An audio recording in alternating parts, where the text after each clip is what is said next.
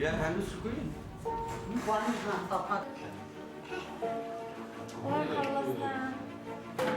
برافو عليك.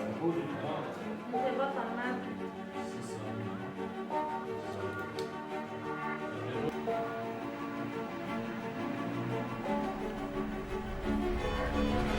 مو عايز مو عايز.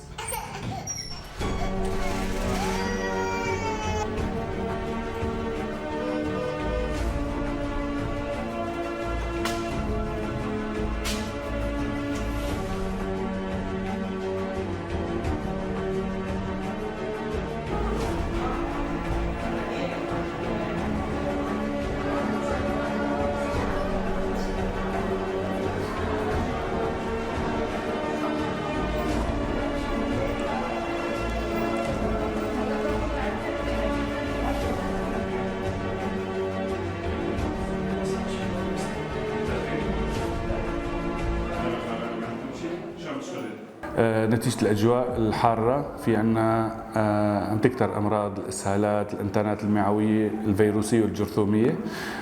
بتزيد منها حرارة الجو العالية جدا، وبتزيد منها خاصة المياه الشرب، مياه الغسيل يبدو غير مطابقة للمواصفات.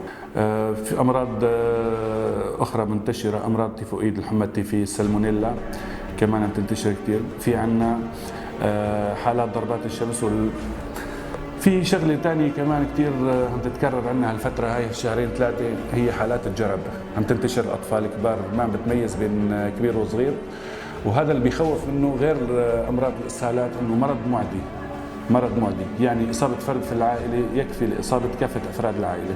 الثقافة الصحية عند المواطنين بدها توعية، بدها ثقافة صحية تنتشر أكثر وأكثر.